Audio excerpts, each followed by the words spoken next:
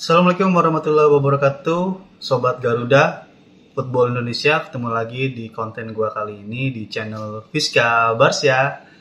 Oke Sobat Garuda, semoga kalian dalam keadaan sehat selalu, segala urusannya dilancarkan dan dimudahkan.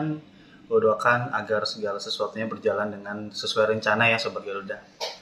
Oke, hari ini, hari Minggu, tanggal 20 Agustus, gue mau membahas tentang pengen ngobrol ringan terkait hasil pertandingan Piala AFF Under-23 yang sudah berlangsung kemarin antara Indonesia versus Malaysia. Dan kita sudah tahu tentunya semua bahwa hasilnya kita kalah 2-1 oleh Malaysia. Tapi nggak apa-apa. Memang dari pertandingan yang kemarin kita lihat, yang mungkin Sobat Garuda juga sudah menyaksikan, bahwa banyak sekali perubahan, banyak yang dilakukan oleh Sintayong sendiri, terkait juga ada beberapa pemain yang tidak bisa hadir ya. Kalau melihat dari jalannya pertandingan, memang di babak pertama sebetulnya skuad Garuda ini mampu memainkan skema yang sudah diinstruksikan oleh Coach Sintayong ya. Itu terlihat dari gol yang mampu dilesakkan oleh striker timnas Indonesia, yaitu Ramadhan Sananta.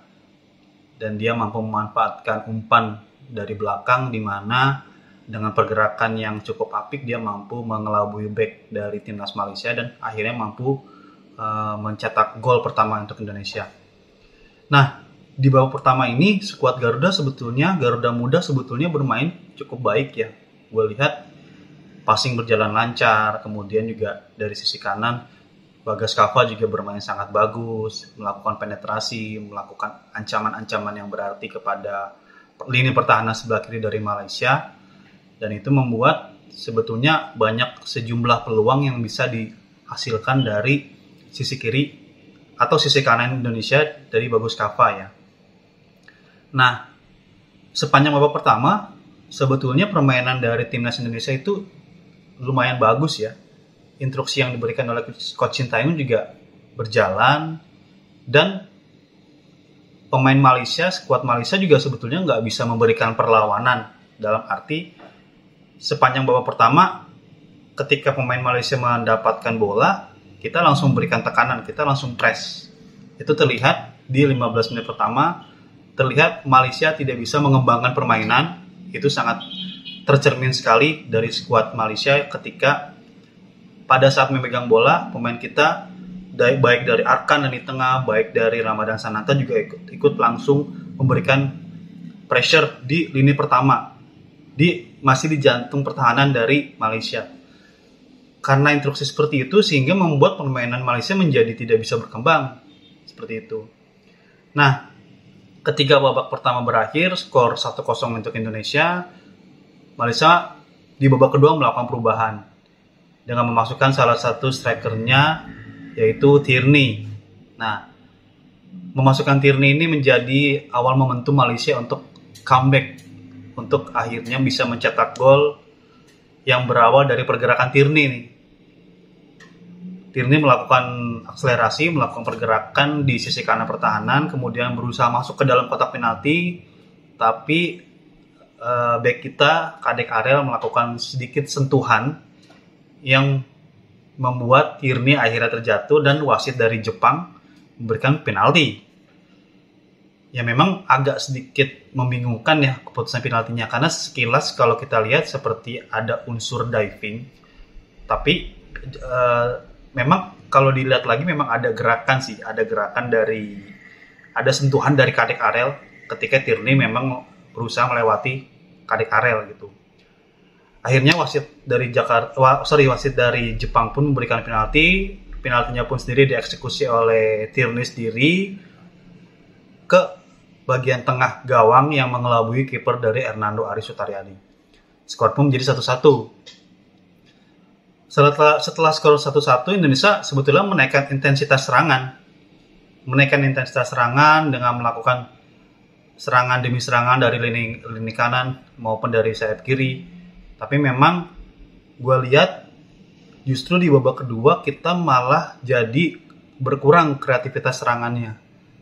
Jadi seperti mentok dan seperti tidak sebanyak peluang, tidak banyak tembakan yang bisa dihasilkan, tidak seperti babak pertama. Alhasil ketika gol kedua Malaysia pun kembali dicetak oleh Tierney, itu juga berawal dari kesalahan dari center back kita, dari Ferrari, yang tidak mampu membuang bola secara sempurna, sehingga pada saat ada umpan dari sebelah kanan, ketika mau di clearance ternyata bolanya kembali lagi kepada Tierney, dan Tierney dengan enak mencocor bola langsung ke sebelah kiri penjaga gawang Ernaldo Sutaryadi. Skor pun menjadi 2-1. Ketika Malaysia sudah unggul 2-1, memang Indonesia meningkatkan intensitas serangan, namun kembali lagi terjadi kebuntuan di lini depan, kurangnya kombinasi pemain lini tengah dengan pemain depan. Ini membuat akhirnya Sintayong memasukkan nama-nama pemain cadangannya untuk mencoba meningkatkan intensitas serangan. Sampai akhirnya terjadi beberapa peluang yang memang masih belum bisa dikonversi menjadi gol, dan hingga akhirnya peluit akhir babak kedua ditiupkan oleh wasit asal Jepang. Skor pun tidak berubah, tetap 2-1 oleh keunggulan oleh Malaysia. It's okay Sobat Garuda, kalau menurut gua hasil pertandingan ini tidak perlu dijadikan satu alasan kita untuk istilahnya menyalahkan strategi Sintayong atau menyalahkan pemain-pemain.